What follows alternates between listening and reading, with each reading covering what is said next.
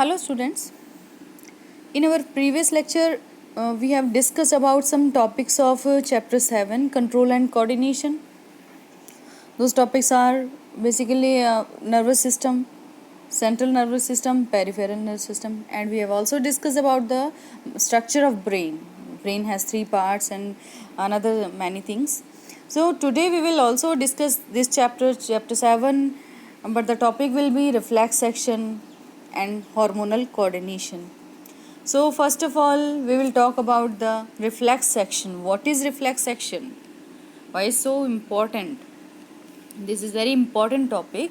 Rather, we can say that reflex section is a mechanism, and we can also understand it by a diagram which is known as reflex arc. जो reflex section है ये पूरी एक mechanism के form में होता है, और किसके थ्रू हम इसे समझ सकते हैं? ये जो आपके सामने जो डायग्राम दिख रहा है आपको, जिस पे लिखा है रिफ्लेक्स सेक्शन पाथवेज रिफ्लेक्स, इस डायग्राम के थ्रू आप हम समझेंगे, इसे रिफ्लेक्स आर्क बोलते हैं। तो सबसे पहले रिफ्लेक्स एक्शन की बात करेंगे, तो इसमें सबसे पहले वो एक्शन आता है जो बहुत क्विक हो रहा है, यानी कि ऐसा एक्शन जो बहुत फास्ट हो रहा है हमारी बॉडी में, जिसे बहुत ही अर्जेंटली रिस्पॉन्ड करने की ज़रूरत होती है। यानी कि कोई ऐसा काम जिसका कि रिस्पॉन्स तुरंत, जिस एक्शन का रिएक्शन तुरंत बहुत ही फास्ट मिले, ये वो एक्शन है। एक एग्जांपल के थ्रू मैं आपको बताती हूँ ये कि मान लीजिए कोई भी बहुत ही गर्म चीज़ आपके हाथ पे टच कर दी गई है, या फिर कोई सुई लाकर धीरे से पीछे से प्रिक कर दिया आपके हाथ पर। आप क्या करेंगे? एकदम से हाथ को पीछे हटाएंगे। एकदम से जो ये आपने हाथ पीछे खींचा है, दिस इज़ क्विक रेस्पॉन्स। ये क्विक रेस्पॉन्स होता है और यही रिफ्लेक्स एक्शन है, ठीक है ना। आप जो एकदम से अपना हाथ पीछे कर रहे हैं, ये क्विक रिस्पॉन्स है। और ये कैसे हो रहा है? ये रिफ्लेक्स एक्शन है। और ये कैसे हो रहा है ये मैं अभी आपको बताती हूँ।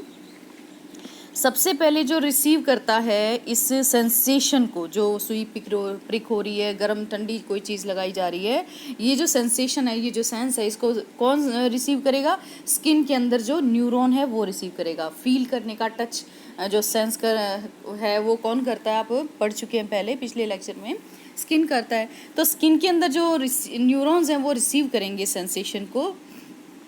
इस स्किन को हम क्या बोलेंगे? रिसेप्टर बोलेंगे यहाँ पर। और यहाँ से न्यूरॉन इस सिग्नल को ले जाकर स्पाइनल कॉर्ड तक पहुँचाता है। आप लोगों को पता है कि चैनल क्या है? लास्ट टाइम आपने पढ़ा था, कोई भी इन्फॉर्मेशन है पहले स्पाइनल कॉर्ड फिर ब्रेन को देती है, ब्रेन फिर वापस स्पाइनल कॉर्ड को देगा, स्पाइनल कॉर्ड फिर बॉडी पार्ट्स को देगी। तो यहाँ पर ये जो सेंसेशन रिसीव किया है, ये स्किन ने रिसीव किया है और इसे स्पाइनल कॉर्ड तक पहुंचा रहा है। लेकिन स्पाइनल कॉर्ड इस सिग्नल को तुरंत रेस्पॉन्ड करती है एकदम, क्योंकि उसको पता है कि बहुत अर्जेंट पोजीशन है, कंडीशन बहुत ही वैसी है और इसको फटाफट हमें रिस्पॉन्ड करना है। तो वो एक काम करेगी कि ब्रेन को सेंड नहीं करती, बिकॉज लास्ट लेक्चर में मैंने आपको बताया था कि स्पाइनल कॉर्ड क्या है? ब्रेन की मैनेजर है, उसे सब कुछ मैनेज करना है, क्या चीज़ कैसे होनी है, सब कुछ। उसको ये चीज़ पता है कि यहाँ पर जो ये एक्शन है, अगर ब्रेन तक सप्लाई करोगे इन्फॉर्मेशन को, तो थोड़ा हो सकता है डिले हो जाए, जो कि गलत होगा वो कंडीशन में। इसलिए वो क्या काम करेगी? स्पाइनल कॉर्ड खुद ही इसके लिए एक्शन लेगी, ब्रेन तक इन्फॉर्मेशन नहीं जाने देती है, मैनेज कर लेती है, ठीक है ना। तो इस तरह के एक्शन के लिए फास्ट और क्विक रेस्पॉन्स की ज़रूरत है। अगर ब्रेन तक भेजा गया तो देर हो जाएगी। तो ये सिग्नल यहीं एनालाइज हो जाता है। कहाँ पर एनालाइज हो जाएगा? स्पाइनल कॉर्ड के पास। स्पाइनल कॉर्ड खुद ही डिसीजन ले लेती है और सिग्नल को दूसरे न्यूरॉन तक ले जाती है, ठीक है ना। देखिए इसमें लिखा हुआ भी, जैसे हीट स्टिमुलस है, रिसेप्टर स्किन ने रिसीव किया, स्पाइनल ऑर्गन तक आया। अब ये क्या करेगी? स्पाइनल कॉर्ड जिस न्यूरॉन से लिया है इसने सिग्नल को, उससे लेकर दूसरे न्यूरॉन को सेंड कर देगी। ये सिग्नल हाथ की मसल्स तक भेज दिया जाता है। अब हाथ की जो मसल्स हैं वो क्या रिस्पॉन्ड करेंगी? वो यही रिस्पॉन्ड करेंगी, एकदम से हाथ को पीछे हटा लेंगी, ठीक है ना। क्योंकि ये हाथ की जो मसल्स हैं, ये जो यहाँ पर रिस्पॉन्ड कर रही हैं, अब इनको हम यहाँ पर क्या बोलते हैं? इफेक्टर ऑर्गन बोलेंगे इनको। यहाँ पर स्टार्टिंग में मैंने जब ये एग्जांपल आपको दिया है, वहाँ पर मैंने आपको बताया कि कोई गर्म ठंडी चीज़ छू रही है, सुई छू रही है, प्रिक हो रही है, तो स्किन ने रिसीव किया सेंसेशन को। तो वहाँ पर स्किन को क्या बताया था मैंने? रिसेप्टर बताया था, ठीक है ना। अब यहाँ पर मैं हाथ की मसल्स को क्या बता रही हूँ? इफेक्टर बता रही हूँ, जैसे कि आपको इस डायग्राम के अंदर दिखाई दे रहा है, ठीक है। तो हाथ की मसल इफेक्टर हो गई, स्किन रिसेप्टर हो गई, मसल्स इफेक्टर हो गई। यहाँ सेंस को ले जाने वाला न्यूरॉन जो है वो क्या कहलाएगा? सेंसरी न्यूरॉन कहलाएगा, ठीक है। सेंस को जो लेकर जा रहा है, यानी कि इन्फॉर्मेशन को आगे पहुंचा रहा है स्पाइनल कॉर्ड तक, ब्रेन तक, वो सेंसरी न्यूरॉन है। तो और जो डिसीजन का सिग्नल लेके वापस आ रहा है वो मोटर न्यूरॉन है। एक और तरह के न्यूरॉन की हमारी बॉडी में पाए जाते हैं जिन्हें हम रिले न्यूरॉन कहते हैं। रिले न्यूरॉन का काम भी मैंने आपको बताया था कि दोनों न्यूरॉन को कनेक्ट करने का काम करता है। कनेक्ट करने का काम मतलब क्या हुआ, एक न्यूरॉन की इन्फॉर्मेशन को जो वो दूसरी न्यूरॉन तक पहुंचा रहा है, ये कौन कर रहा है, रिले न्यूरॉन कर रहा है। ठीक है ना, एक न्यूरॉन है फिर दूसरा न्यूरॉन है, इनके बीच में जो इन्फॉर्मेशन जा रही है, दो एक से दूसरे के अंदर जो पहुंच रही है, ट्रैवल कर रही है, ये किसके थ्रू, रिले न्यूरॉन के थ्रू करती है। अब ये सिग्नल पास कैसे हो रहा है आगे, ठीक है ना, ये सिग्नल कैसे पास हो रहा है आगे, इसमें आप देखिए, ये ऊपर डायग्राम में जो है रिफ्लेक्स एक्शन पाथवेज, इस डायग्राम के थ्रू आप अच्छे से समझ लेंगे। इस डायग्राम को भी देख लीजिएगा, इसे बनाना भी होगा डायग्राम को जब आपका क्वेश्चन आएगा। ये बहुत इंपॉर्टेंट टॉपिक है। इस हाथ के अंदर गर्म चीज़ टच करिए, कैसे ये सेंसरी न्यूरॉन, इसको रेड कलर का एरो के निशान से देखते जाइए। एरो खुद आपको इंडिकेट करेगा कि डायरेक्शन क्या है किसी भी सेंसेशन की, किसी भी उसकी सिग्नल की। तो यहाँ से हाथ से ऊपर की तरफ आप देख रहे हैं एरो जा रहा है, और कहाँ, स्पाइनल कॉर्ड, लेकिन वापस वहीं मुड़ गया, ब्रेन तक नहीं गया ये, क्योंकि मैंने आपको जस्ट अभी बताया कि अर्जेंट जो काम होते हैं जिनका कि अर्जेंटली रिस्पॉन्स देना होता है, उसको स्पाइनल कॉर्ड खुद हैंडल कर लेता है, ब्रेन तक नहीं पहुँचने देता। तो यहाँ से इसने एक न्यूरॉन से वापस दूसरे न्यूरॉन को दे दिया, ये न्यूरॉन देखिए मुड़ गया, गोल से वापस आ रहा है। अब इसका एरो का निशान वापस हाथ में नीचे की तरफ आ रहा है, ठीक है ना। तो ये जो लेके जा रहा है रेड कलर का न्यूरॉन, ये सेंसरी न्यूरॉन, और जो वापस लेके आ रहा है एरो के निशान से, आप देख रहे हैं, ये कौन सा न्यूरॉन कहलाएगा, मोटर न्यूरॉन कहलाएगा। तो ये डायग्राम भी बनाना बहुत ज़रूरी है, जब क्वेश्चन आएगा तो आपको बनाना होगा। तो मैंने ये बताया था आपको कि ये सिग्नल कैसे पास हो रहा है आगे, ठीक है ना। ये जो सिग्नल आगे पास हो रहा है, ये कैसे पास हो रहा है, आप लोगों को अच्छी तरह से पता है कि दो न्यूरॉन के बीच में गैप होता है, ठीक है, और इस गैप को हम क्या बोलते हैं, साइनेप्स बोलते हैं। इस साइनेप्स के थ्रू सिग्नल कैसे आगे पास करा जाएगा, ये बताती हूँ मैं आपको। आपने पढ़ा था अभी पीछे कोऑर्डिनेशन के बारे में, केमिकल कोऑर्डिनेशन और इलेक्ट्रिकल कोऑर्डिनेशन। तो इलेक्ट्रिकल कोऑर्डिनेशन की मैं बात करूंगी तो एक न्यूरॉन में जो इलेक्ट्रिकल इम्पल्स ट्रैवल कर रहा है, इलेक्ट्रिकल कोऑर्डिनेशन का मतलब ये है कि जब इलेक्ट्रिकल की फॉर्म में, इलेक्ट्रिक की फॉर्म में इम्पल्स ट्रैवल कर रहा है, और जब ये इम्पल्स पास होता है इसमें से और न्यूरॉन के एंड तक पहुंचता है जाकर, तो ये क्या काम करेगा, सिग्नल, ये जो सिग्नल है ये गैप में एक केमिकल रिएक्शन करता है, जिसकी वजह से कुछ आयंस सीक्रेट हो जाते हैं एक न्यूरॉन के बाहर की तरफ। ये आयन इस सिग्नल को लेते हैं और ये आयन एंटर कर जाते हैं दूसरे वाले न्यूरॉन के अंदर। इस तरह से जो इन्फॉर्मेशन इनके पास थी वो अगले उसमें पहुंचा दी। इसी तरह से अगर हम केमिकल कोऑर्डिनेशन की बात करेंगे तो आप देख रहे होंगे, ये कुछ केमिकल्स देख रहे होंगे न्यूरॉन के अंदर, ये केमिकल्स जिन्हें कि हम न्यूरोट्रांसमीटर बोलते हैं, ये केमिकल्स सारी इन्फॉर्मेशन इस न्यूरॉन की कैरी करते हैं और इस मेम्ब्रेन से बाहर आ जाते हैं। ये कौन सा पोर्शन है, नर्व एंडिंग वाला पोर्शन है ना। नर्व एंडिंग से ये देखिए बाहर आए हुए हैं, और अगले वाले जो डेंड्राइट्स हैं, इनके जहाँ रिसेप्टर लिखा हुआ है, ये डेंड्राइट्स का रिसेप्टर है, ये इस में से पार करके इसके अंदर आ जाते हैं, ठीक है। तो ऐसे केमिकल जो है वो न्यूरोट्रांसमीटर्स इधर एक न्यूरॉन से दूसरे न्यूरॉन में ट्रांसफ़र हो जाते हैं। ये हो गया केमिकल के थ्रू जो गैप में से सिग्नल पास हो रहा है, ये केमिकल के थ्रू गया। इलेक्ट्रिकल जो वे है उसके थ्रू हो गया, दूसरी बात केमिकल के थ्रू भी ये सिग्नल पास हो जाता है। दोनों तरीके से इसके अंदर दिखा दिया गया है, ठीक है ना। तो अब हम ये देखेंगे कि बात करेंगे हम हार्मोन्स की। जो ये केमिकल सिग्नल है, ये जो कुछ भी हार्मोन के थ्रू ये हो रहा है, तो हार्मोन की अगर हम बात करेंगे तो हार्मोन कहाँ से रिलीज होते हैं, कौन रिलीज करता है इनको, ये देखिए डायग्राम में लिखा हुआ है एंडोक्राइन सिस्टम, यानी कि एंडोक्राइन ग्लैंड्स होती हैं जो हार्मोन को सीक्रेट करती हैं, जो हार्मोन को रिलीज करती हैं। दोनों तरह के हार्मोन्स के बारे में बताया गया है आपकी बुक के अंदर।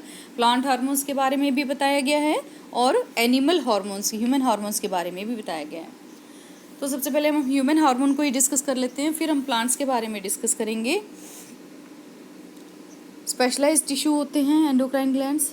वैसे जो ग्लैंड्स होती हैं हमारी बॉडी के अंदर, उन्हें हम दो पार्ट्स में बांट सकते हैं, एंडोक्राइन ग्लैंड्स और एक्सोक्राइन ग्लैंड्स। दो तरह की ग्लैंड्स पाई जाती हैं बॉडी में। एक बिल्कुल ही सिंपल वर्ड में आपको याद रखना है, तो इतना याद रखिए कि एंडोक्राइन का मतलब होता है डक्टलेस ग्लैंड्स एंड एक्सोक्राइन का मतलब है डक्टेड ग्लैंड्स। डक्टलेस और डक्टेड क्या चीज़ है?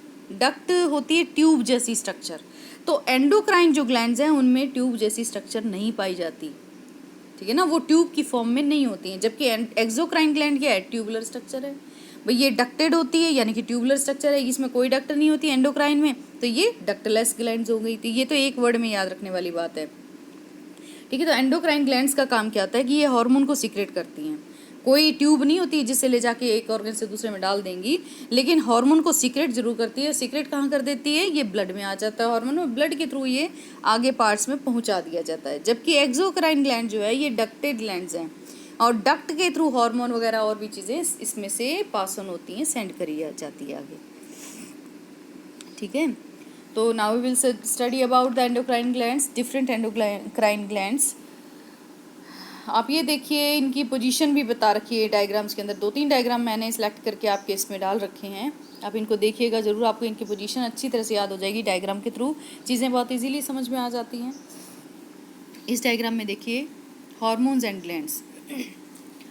तो सबसे पहले मैंने आपको बताया था एक ग्लैंड के बारे में, पिट्यूटरी, ठीक है। इसमें देखिए पिट्यूटरी ग्लैंड कहाँ है? ब्रेन के जस्ट जो हाइंड ब्रेन होता है उसके पास होती है ना, जो लोअर पोर्शन है पीछे गर्दन के, पिट्यूटरी ग्लैंड पाई जाती है यहाँ पे। काम क्या है पिट्यूटरी ग्लैंड का? लोकेशन तो मैंने आपको बता दी पिट्यूटरी ग्लैंड की, ब्रेन के पास पाई जाती है, लोअर पोर्शन में बिल्कुल। काम है इसका, ये ग्रोथ हार्मोन को सीक्रेट करती है, ठीक है। ये जो ग्रोथ हार्मोन है उनको सीक्रेट करती है, प्लस एक और काम है इसका, इंपॉर्टेंट काम है वो, कि दूसरे जो हार्मोन है उनको स्टिमुलेट करती है। स्टिमुलेट करने का मतलब ये होता है, हम जब किसी को उकसा रहे हैं किसी काम के लिए, मान लीजिए हार्मोन पड़ा है बट इट्स इनएक्टिव, लेकिन अगर इसको इनएक्टिव से एक्टिव स्टेज में लाना है तभी तो ये अपना काम करना शुरू करेगा। तो पिट्यूटरी ग्लैंड का काम क्या है कि ये हार्मोन को स्टिमुलेट करती है, अदर हार्मोन्स को, प्लस ये खुद क्या काम कर रही है? ये ग्रोथ हार्मोन का काम कर रही है। ग्रोथ हार्मोन आपको पता है बिकॉज हम लोगों के अंदर ही ग्लैंड पाई जा रही है। तो ग्रोथ हार्मोन क्या है? हमारी जो किसी भी इंसान की हाइट से रिलेटेड ये हार्मोन होता है, हाइट को रेगुलेट करता है। अगर ये हार्मोन बहुत ज़्यादा रिलीज हो गया बॉडी में, then the condition will be gigantism. Gigantism का मतलब क्या होता है? जाइजेंट मतलब विशाल का, एकदम 7-7.5 फुट का इंसान बन जाएगा एकदम से। एबनॉर्मल हाइट का मतलब ये नहीं है, ज़्यादा हाइट का मतलब ये नहीं है कि 6 फीट की हाइट है या 6.2, 3, 4 की हाइट है, ऐसा नहीं है।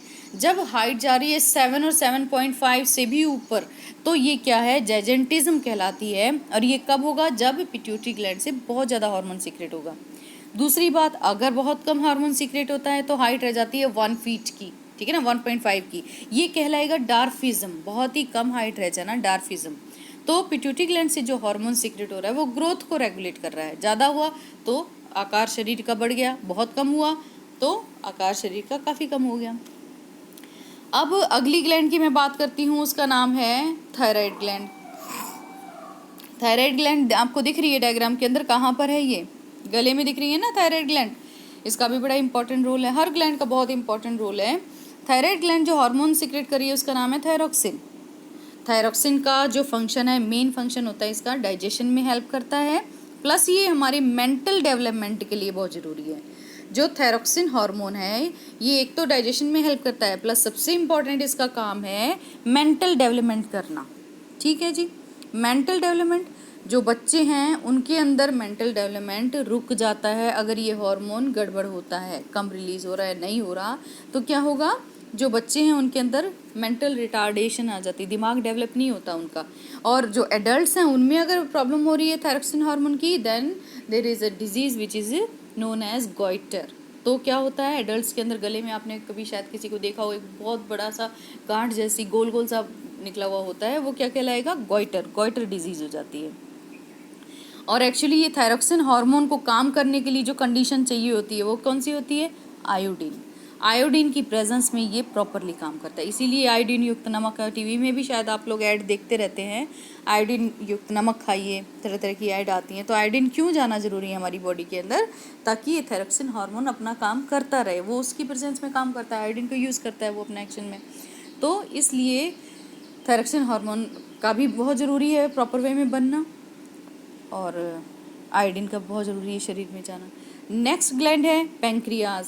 आप लोगों ने चैप्टर 6 में लाइफ प्रोसेसेस के अंदर जब डाइजेस्टिव सिस्टम पढ़ा था उसमें आपने पैंक्रियाज के बारे में पढ़ा था, ठीक है ना। तो पैंक्रियाज की लोकेशन भी दिख रही होगी आपको, कहाँ पर होती है, डाइजेस्टिव सिस्टम ही तो होती है, थोड़ा सा स्टमक के पास में नीचे जब स्मॉल इंटेस्टाइन है उसके ऊपर ये लीवर और ये दोनों चीज़ें लगी रहती हैं। तो पैंक्रियाज जो है वो एक एक्सोक्राइन ग्लैंड की तरह भी काम करती है और एंडोक्राइन ग्लैंड की तरह भी काम करती है। एक्सोक्राइन मतलब जो जूस वगैरह सीक्रेट कर रही थी वहाँ पर एक्सोक्राइन है, और हार्मोन सीक्रेट कर रही है तो हम इसको एंडोक्राइन बोल देंगे, दोनों का काम करती है ये। तो पैंक्रियाज, यहाँ पर हम हार्मोन का डिस्कस कर रहे हैं, तो आप ये देखिए लोकेशन पैंक्रियाज की क्या है, डाइजेस्टिव सिस्टम में है, और ये दो तरह के हार्मोन सीक्रेट करती है, insulin hormone plus glucagon hormone. दो हार्मोन है, इंसुलिन बहुत कॉमन नाम है, सुना होगा आप लोगों ने, और दूसरा हार्मोन है ग्लूकागॉन। क्या काम है इन दोनों का? इंसुलिन का काम मैं सबसे पहले आपको बता देती हूँ, ये क्या काम करेगा, दोनों ही हार्मोन जो है ब्लड शुगर लेवल को रेगुलेट करते हैं। इंसुलिन या ग्लूकागॉन दोनों ही हार्मोन ब्लड शुगर लेवल को, ब्लड के अंदर जो शुगर का लेवल है उसे रेगुलेट करते हैं।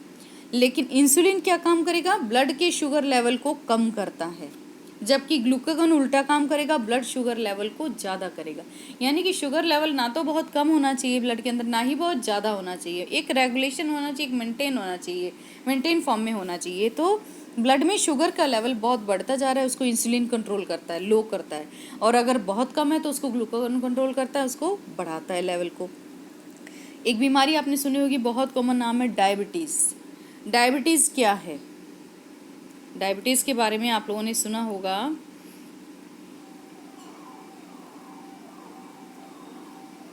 ये देखिए इंसुलिन के बारे में मैं बता रही थी आपको। हाँ जी, डायबिटीज़ क्या बीमारी है? शुगर की बीमारी लोग कह देते हैं, ठीक है ना, शुगर बहुत ही लेमन लैंग्वेज में हम शुगर बोल देते हैं इसको। तो शुगर की बीमारी का मतलब क्या हुआ, शुगर लेवल ब्लड के अंदर बहुत ज़्यादा बढ़ जाता है, शुगर लेवल जो ब्लड का है वो बहुत ज़्यादा बढ़ जाता है। इस बीमारी को हम डायबिटीज़ बोलते हैं, ये बीमारी डायबिटीज़ कहलाती है, जब ब्लड में शुगर का लेवल बढ़ गया। कॉजेज़ क्या है डायबिटीज़ की? बहुत सारे कॉजेज़ हैं, जैसे कि जो रेगुलेशन है, और सबसे मेन जो है वो इंसुलिन का रेगुलेशन नहीं हो पा रहा है, यानी कि इंसुलिन नहीं बन पा रहा है ब्लड के अंदर सही तरीके से, तो ये शुगर लेवल बढ़ जाएगा। इसके लिए बाहर से जो है वो ट्रीटमेंट चलता है, दवाइयाँ भी चलती हैं, और बहुत सारे लोगों को जिनमें कि एक्सट्रीम कंडीशन पर ये हो जाता है, इंजेक्शंस भी देने पड़ जाते हैं, ठीक है ना। तो ये जो है पैंक्रियाज का रोल हो गया, दो तरह के हार्मोन रिलीज़ करता है, इंसुलिन और ग्लूकागॉन। इसके बाद हम नेक्स्ट बात करेंगे एड्रिनल ग्लैंड की, ठीक है। पैंक्रियाज ग्लैंड हो गई, अभी तक आपने पढ़ी, pituitary gland, thyroid gland, pancreas gland, ठीक।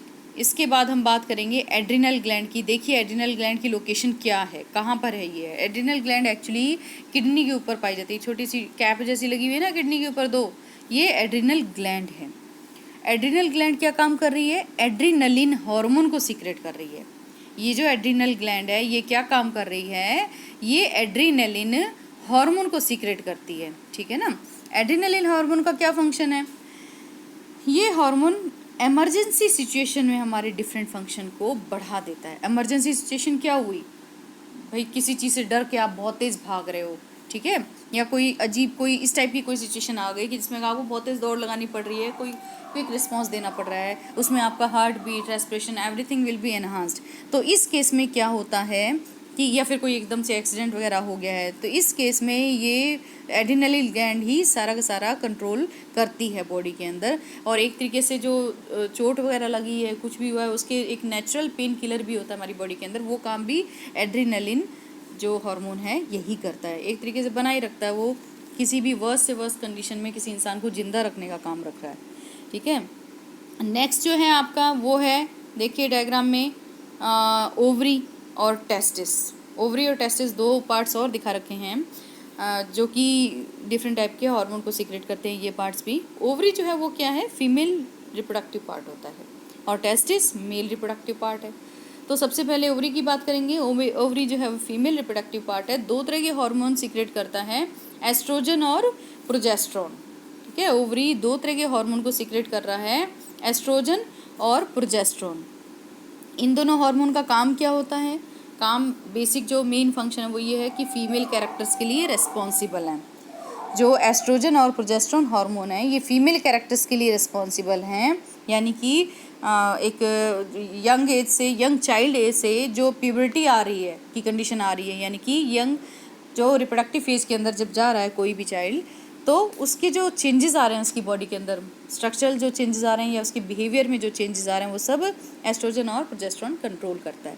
इसी तरह से मेल में टेस्टिस से जो हार्मोन सीक्रेट हो रहा है वो है टेस्टोस्टेरोन हार्मोन, उसका नाम है टेस्टोस्टेरोन हार्मोन। ये हार्मोन क्या है, मेल कैरेक्टर्स के लिए रिस्पॉन्सिबल है। जब कोई भी चाइल्ड यंग एज के अंदर जा रहा है, प्यूबर्टी एज में जा रहा है, तो उसमें जो मेल कैरेक्टर्स डेवलप हो रहे हैं, जो स्ट्रक्चरल चेंजेस आ रहे हैं बॉडी के अंदर, उन सब चेंजेस को ये हार्मोन कंट्रोल करता है, टेस्टोस्टेरोन। ठीक है जी।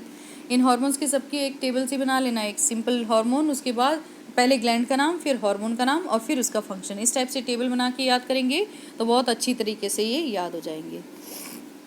नेक्स्ट देखिए, पीनियल ग्लैंड कहाँ पर पाई जा रही है। इस डायग्राम में भी दिख रहा है, बाकी मेरे ख्याल से इसमें ज़्यादा क्लियर होगा। पीनियल ग्लैंड देखिए कहीं दिख रही है इसमें आपको, ब्रेन के पास दिखाई दे रही है, ठीक है ना। वही पिट्यूटरी जैसे है उसी के आसपास कहीं आपको पीनियल ग्लैंड भी दिख रही है। इसका काम क्या है, ये स्लीप अवेक साइकिल को कंट्रोल करता है। ये जो पीनियल ग्लैंड है ये क्या काम कर रहा है, स्लीप अवेक साइकिल को कंट्रोल करने का काम कर रहा है। स्लीप अवेक साइकिल, कैसे हम सो रहे हैं, कैसे हम जग रहे हैं, वो जो हमारा पूरा बॉडी का सिस्टम है वो सारा का सारा पीनियल ग्लैंड कंट्रोल कर रहा है। इसके बाद देखिए हाइपोथैलेमस, हाइपोथैलेमस भी यहीं ब्रेन के पास ही पाया जाता है, पिट्यूटरी ग्लैंड के बिल्कुल पास में लोकेटेड होता है। और हाइपोथैलेमस का भी बहुत इंपॉर्टेंट रोल है। एक तो है होम्योस्टेसिस मेंटेन करना, हमारी बॉडी का जो टेम्परेचर वगैरह है सारा रेगुलेशन करना, होम्योस्टेसिस की स्टेबिलिटी बनाए रखता है सब चीज़ों की। दूसरा का काम कर रहा है हाइपोथैलेमस, बैलेंसिंग का काम कर रहा है, यानी कि बॉडी के अंदर जो बैलेंस है वो सारा का सारा कौन मेंटेन कर रहा है, हाइपोथैलेमस। हम सीधे खड़े हुए हैं, सीधा लिख रहे हैं, सीधे चल रहे हैं, तो ये सब चीज़ें हार्ट बीट को भी कंट्रोल मतलब मेंटेन करता है एक तरीके से। तो इस तरह से ये 2-3 फंक्शन इसके हो गए। नेक्स्ट एक ग्लैंड है पैराथायराइड ग्लैंड। पैराथायराइड ग्लैंड की लोकेशन आपको दिख रही होगी। पैराथायराइड ग्लैंड कहाँ पर पाई जा रही है, ये भी यहीं पे नेक के पास ही पाई जा रही है। और इसका काम क्या होता है, ये कैल्शियम एब्जॉर्प्शन का काम करती है। कैल्शियम का रोल आपको बहुत अच्छी तरह से पता है, बोन्स के लिए बहुत ज़रूरी होता है। जो कैल्शियम है वो बोन्स के लिए बहुत ज़रूरी होता है। पैराथायराइड ग्लैंड क्या कर रही है, कैल्शियम एब्जॉर्प्शन के लिए रिस्पॉन्सिबल है। अगली ग्लैंड है थाइमस ग्लैंड, थायराइड से थोड़ा सा नीचे की तरफ आपको दिख रही होगी, थाइमस ग्लैंड है। ये थाइमस ग्लैंड का क्या काम होता है, WBC प्रोडक्शन को कंट्रोल करता है। थाइमस जो ग्लैंड है ये WBC की प्रोडक्शन को कंट्रोल कर रहा है।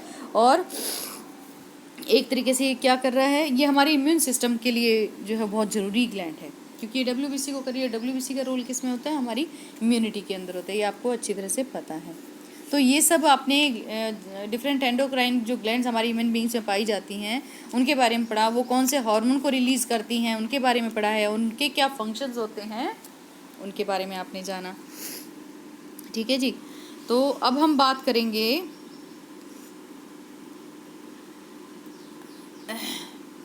प्लांट हार्मोन्स की।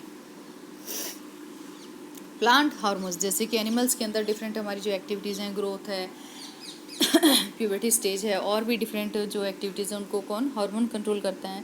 हमारी लाइफ जब से पैदा हुए हैं टिल डेथ तक अलग अलग फेजेस लाइफ में आ रही हैं, अलग अलग स्टेज आती हैं, तो हर स्टेज पे अलग अलग तरीके के हार्मोन रिलीज़ होते हैं जो कि हमारी डिफरेंट एक्टिविटीज़ को, हमारी फंक्शनिंग को कंट्रोल करते हैं। इसी तरह से प्लांट्स में भी हार्मोन्स का एक बहुत ही इंपॉर्टेंट रोल होता है। प्लांट्स में भी बहुत सारी तरह के हार्मोन सीक्रेट होते हैं। आपके सिलेबस में बेसिकली इन 5 हार्मोन्स के बारे में बताया गया है। ये 5 हार्मोन क्या हैं, ऑक्सिन, जिब्रेलिन, साइटोकाइनिन, इथाइलिन और एब्सिसिक एसिड। 2 तरह के हार्मोन बताए गए हैं प्लांट हार्मोन में। 2 तरह के हार्मोन्स होते हैं। प्लांट हार्मोन्स को ही हम फाइटो हार्मोन्स भी बोल सकते हैं। ये 2 टाइप के होते हैं, प्लांट ग्रोथ प्रमोटर्स और प्लांट ग्रोथ इनहिबिटर्स। कैसे होते हैं ये, प्लांट ग्रोथ प्रमोटर्स और प्लांट ग्रोथ इनहिबिटर्स। ऐसा नहीं है कि प्लांट में ग्रोथ लगातार होती चली जाती है, कुछ हद तक तो वहाँ पर भी प्लांट्स में भी कंट्रोल होती है। जैसे कि मैंने बताया कि हमारे अंदर ग्रोथ कंट्रोल होती है, बिल्कुल कंट्रोल, कि 5 उंगली एक हाथ में तो दूसरे में भी इतनी है, साइज़ कितना होना चाहिए कितना नहीं होना चाहिए, ये सब। लेकिन प्लांट्स में भी ग्रोथ हो रही है, ऐसा नहीं अनलिमिटेड हो रही है, चलता चला जा रहा है, कहीं ना कहीं उसमें भी कंट्रोल कुछ हद तक होता है चीज़ों का। तो ये कंट्रोल भी हार्मोन्स के थ्रू हो रहा है। दो तरह के हार्मोन्स हैं, प्लांट ग्रोथ प्रमोटर्स, प्रमोटर मतलब जो ग्रोथ को प्रमोट कर रहे हैं, ग्रोथ के अंदर उनका रोल है, एनहांस कर रहे हैं। प्लांट ग्रोथ इनहिबिटर्स जो ग्रोथ को रोक रहे हैं, ठीक है। तो प्लांट ग्रोथ प्रमोटर में बेसिकली 3 हार्मोन के नाम आते हैं, ऑक्सिन, जिब्रेलिन और साइटोकाइनिन। और जो कभी कभी इसमें इथाइलिन का भी किसी जगह पे किसी बुक में नाम लिखा हुआ होगा, बट इथाइलिन का रोल थोड़ा सा डिफरेंट होता है। और ग्रोथ इनहिबिटर्स में एब्सिसिक एसिड और इथाइलिन को नाम डाल रखा है। अब इन सभी हार्मोन्स के बारे में आप पढ़ेंगे one by one. First of all we will discuss about the hormone, plant hormone auxin. क्या है ऑक्सिन हार्मोन? ग्रोथ हार्मोन होता है। ग्रोथ हार्मोन का क्या काम है? ग्रोथ करना, ठीक है ना। वैसे आप लोगों ने 9th क्लास में पढ़ा था कि मेरिस्टेमेटिक जो टिश्यू है वो ग्रोथ के लिए रिस्पॉन्सिबल होता है। तो मेरिस्टेमेटिक टिश्यू ग्रोथ कर रहा है, लेकिन इस ग्रोथ को इंसिस्ट कौन कर रहा है? इस ग्रोथ को करने के लिए इंसिस्ट कौन कर रहा है? ऑक्सिन ग्रोथ हार्मोन, ठीक है ना। मेरिस्टेमेटिक टिश्यू में ग्रोथ बेशक हो रही है, सेल्स डिवाइड हो रही है, लगातार बहुत सारी सेल बन रही है, लेकिन ये जो डिवीज़न हो रहा है, ये जो ग्रोथ हो रही है, इसको इंसिस्ट करने का काम ऑक्सिन नाम का हार्मोन करता है। एक एग्जांपल से मैं आपको इसको बता देती हूँ। ये एग्जांपल मैंने इसमें पिक की फॉर्म में डाल रखा है। एक डार्क रूम है, मान लीजिए, काफ़ी बार आपने पढ़ा भी होगा इसके बारे में। एक अंधेरा कमरा जहाँ पर आपने एक गमले के अंदर प्लांट लगा के रख दिया, एक छोटी सी खिड़की या स्क्वायर सा आपने कुछ पोर्शन छोड़ दिया, बाकी पूरा रूम डार्क है। उस पोर्शन का डायरेक्शन ऐसी है कि उसमें से सनलाइट अंदर एंटर कर सकती है, ठीक है ना। आपको ये पता है कि प्लांट की नेचर क्या होगी? लाइट की तरफ बेंड होने की होती है। क्यों हो रहा है ये लाइट की तरफ बेंड? जो प्लांट की नेचर है वो है लाइट की तरफ बेंड होने की। पर ये बेंड क्यों हो रहा है? ये बेंड होता है ऑक्सिन की वजह से। ये नेचर प्लांट की नहीं, ये नेचर एक्चुअली ऑक्सिन हार्मोन की होती है। इस हार्मोन की नेचर क्या होती है मैं बताती हूँ आपको कि actually the auxin hormone is present in shoot tip of the plant, ठीक है ना। जो शूट टिप होती है वहाँ पर होता है ये, जनरली टिप के आसपास। और this is light sensitive hormone. Light sensitive का क्या मतलब हुआ? सॉरी, लाइट सेंसिटिव का मतलब है कि जब प्लांट पे लाइट पड़ेगी तो ये हार्मोन एकदम से उस जगह से हट जाएगा, चुप जाएगा। यानी कि इस ऑक्सिन के ऊपर जब लाइट पड़ती है तो ऑक्सिन वहाँ से हट जाता है और पीछे की तरफ चला जाता है, प्लांट के दूसरे पार्ट में, अपोजिट पार्ट में चला जाएगा। जिस तरफ लाइट पड़ रही है प्लांट के जिस पार्ट पे, उससे अपोजिट पार्ट में ये जो हार्मोन है ये ट्रैवल कर जाता है। तो जिस पार्ट में ये जाएगा वहाँ की ग्रोथ होने लग जाएगी। ये बात आपको पता है कि ऑक्सिन हार्मोन का काम क्या है? ये वहाँ की सेल को लगातार डिवीज़न करने के लिए उकसाता है, ठीक है। जिस जगह पे ये होता है ना, उस जगह की सेल फटाफट डिवाइड होना शुरू हो जाती हैं। तो ये क्या काम करेगा कि जिस पार्ट पे था जहाँ लाइट पड़ रही है सन की तरफ, उससे अपोजिट पार्ट में चला जाएगा, तो वहाँ की सेल ग्रो करने लग जाती है। और अपोजिट पार्ट की सेल इतनी ग्रो कर जाती है, ज़्यादा ग्रो कर जाती है आगे वाले हिस्से की तुलना में। तो पीछे का हिस्सा क्या देख रहे हैं आप डायग्राम के अंदर? सेल्स इलोंगेट दिख रही है आपको। ये पीछे का हिस्सा क्या हुआ? बढ़ना शुरू हो गया, इलोंगेट होना शुरू हो गया। इलोंगेट होना शुरू हो गया, ज़्यादा ग्रो कर गया, इसका मतलब इलोंगेट माने बढ़ जाना ज़्यादा। तो ऐसे लगेगा कि जैसे ये झुक गया है, बेंड हो गया है। और किस तरफ बेंड हो गया? लाइट की तरफ, क्योंकि सामने वाले हिस्से की सेल तो बढ़ी नहीं, पीछे वाले हिस्से की सेल बढ़ गई तो वो बड़ा हो गया, बड़ा हो गया तो ऑटोमेटिकली थोड़ा सा झुकेगा वो। इसलिए ये जो प्लांट है वो लाइट की तरफ आपको कैसा है? बेंड होता दिखाई देता है। तो वो प्लांट बेंड नहीं हो रहा, एक्चुअली वो ऑक्सिन हार्मोन का काम यहाँ पर हो रहा है, ठीक है। तो ऑक्सिन हार्मोन का क्या काम हो गया? ग्रोथ के लिए रिस्पॉन्सिबल होता है, ग्रोथ हार्मोन होता है। नेक्स्ट मैं हार्मोन की बात करूंगी, प्लांट हार्मोन की, जिब्रेलिन हार्मोन। जिब्रेलिन का क्या काम होता है? ये जो है स्टेम और फ्रूट की ग्रोथ के लिए रिस्पॉन्सिबल होता है। देखिए लिखा हुआ है इफेक्ट्स में, stem elongation, fruit growth, seed germination, ये इसके फंक्शंस हैं, ठीक है। स्टेम की ग्रोथ और फ्रूट का जो ग्रोथ हो रही है वो, और क्या नाम है, सीड जर्मिनेशन, इन सब कंडीशंस के लिए जिब्रेलिन रिस्पॉन्सिबल होता है और यही इन चीज़ों को इंसिस्ट करता है। नेक्स्ट प्लांट हार्मोन है साइटोकाइनिन। साइटोकाइनिन का क्या काम है? साइटो का मतलब होता है सेल, साइटो वर्ड कहीं भी आ जाए उसका मतलब सेल होता है। साइटोप्लाज्म, सेल के अंदर जो फ्लूइड भरा है, ठीक है ना। तो साइटोकाइनिन क्या है? सेल है। काइनिन का मतलब होता है डिवीज़न, काइनेसिस का मतलब डिवीज़न होता है, जो कि आप लोग 11th क्लास में पढ़ेंगे बहुत डिटेल में इसको अच्छी तरह। तो सेल का डिवीज़न, साइटोकाइनिन का मतलब क्या हो गया? सेल का डिवीज़न। यानी कि ये क्या काम कर रहा है?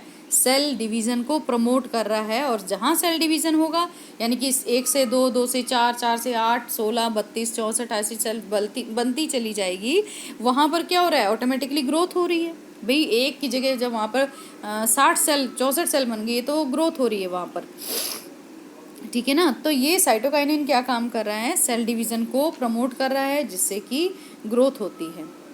और ये सीड जर्मिनेशन को भी स्टिमुलेट करता है। सीड जर्मिनेशन का मतलब क्या है, बीज का जर्मिनेट कर जाना, उग जाना, इन सब चीज़ों के लिए भी साइटोकाइनिन का रोल होता है। अब एक और हार्मोन है जिसका नाम है, प्लांट हार्मोन जिसका नाम है इथाइलिन। ये क्या काम कर रहा है, ये ripening of fruit. Actually ethylene क्या है, गैस होती है, ठीक है, गैशियस हार्मोन है, ये गैस की फॉर्म में रिलीज हो रहा है, ये कि गैशियस हार्मोन है। और इसका काम बहुत ही इंपॉर्टेंट फंक्शन है, इसका काम है राइपनिंग ऑफ फ्रूट। जो फल लगा हुआ है पेड़ों पे, वो जो पक रहा है, कच्चा तो हम खा नहीं सकते, वो फल पकता है, पकने को बोलते हैं राइपनिंग। राइपनिंग का मीनिंग है पकना। तो ये पकने के लिए रिस्पॉन्सिबल होता है, जो फल है उनको पका देता है, राइपनिंग का काम करता है। और क्या नाम, आजकल तो वैसे क्या हो रहा है कि आर्टिफिशियली भी फल पकाए जा रहे हैं, ठीक है ना। कच्चे कच्चे केले तोड़ के रख दिए, उस पर डाल दिया एक दवाई। दवाई क्या है, एक्चुअली वो भी एक हार्मोन ही होता है, ऑक्सीटोसिन हार्मोन होता है। वैसे ही बता रही मैं आपको यहाँ पर, ये प्लांट हार्मोन के साथ उसका कोई वो नहीं है। ऑक्सीटोसिन हार्मोन छिड़क देते हैं जिससे क्या है कि वो एकदम से पक जाता है। लेकिन ऑक्सीटोसिन हार्मोन जहर है एक तरीके से, ये समझ लीजिए।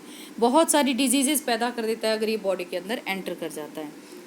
तो इथाइलिन का काम जो क्या आपने पढ़ा अभी, राइपनिंग ऑफ फ्रूट। और लास्ट में जो आपका प्लांट हार्मोन आता है that is known as abscisic acid. Abscisic acid का क्या काम है, ग्रोथ इनहिबिटिंग हार्मोन है। इनहिबिटिंग का मतलब है कंट्रोल करना ग्रोथ को, और ग्रोथ को ना होने देना। तो ये ग्रोथ इनहिबिटर इसीलिए कहलाता है कि और ग्रोथ नहीं होने देता, उसको कंट्रोल कर लेता है। और क्या काम करेगा, it promotes stomatal closing during drought stress. यानी कि ड्रॉट स्ट्रेस का मतलब क्या हुआ, सूखा पड़ जाना, कहीं पर अकाल पड़ गया, सूखा पड़ गया, उस कंडीशन में प्लांट को बचाने के लिए हार्मोन काम करता है। कैसे बचाता है प्लांट को, कि प्लांट के लिए इस पे जो स्टोमेटा होता है उसको बंद कर देगा। स्टोमेटा आप जानते हैं, पढ़ चुके हैं अभी पिछले लेक्चर्स के अंदर, कि प्लांट के लीव्स पे छोटे छोटे पोर पाए जाते हैं जिनसे कि गैशियस एक्सचेंज भी होता है और जिनमें से वाटर का एक्सचेंज भी होता है। तो ये क्या काम करेगा, स्टोमेटा को बंद कर देगा। ड्रॉट में सूखा जब पड़ जाएगा, कभी कहीं पे पानी नहीं मिल पा रहा मतलब वहाँ पर, तो बंद कर देगा जिससे कि पानी जो है निकल कर बाहर इवेपोरेट नहीं होगा, पानी ख़त्म नहीं होगा जो प्लांट बॉडी के अंदर है। और इसका एक खास फंक्शन होता है wilting of leaves. Wilting of leaves का मतलब क्या है, लीव्स को ये शेडिंग, एजिंग का मतलब होता है कि जब कोई चीज़ एज हो जा रही है और वो ख़त्म होने के कगार पे आ गई है तो वो एजिंग है। तो शेडिंग भी करता है, विल्टिंग ऑफ लीव्स यानी कि एजिंग करके लीव्स की, और उसको वो शेडिंग के अंदर इसका रोल होता है। शेडिंग मतलब झड़ जाना, पत्तियां गिर जाती हैं, एजिंग हो जाती है, उसके बाद गिर जाती हैं पत्तियां, तो ये कहलाता है विल्टिंग ऑफ लीव्स। तो एब्सिसिक एसिड का रोल है ग्रोथ इनहिबिशन के अंदर है, आपने पढ़ा स्टोमेटा के क्लोजिंग के अंदर है, प्लस विल्टिंग ऑफ लीव्स के अंदर है। So this is all about the plant hormones and animal hormones also. And reflex sections important topics हैं, जितना आपके सिलेबस में है वो सब करवाया गया है, और इसे ध्यान से दोबारा पढ़ लीजिए एक बार।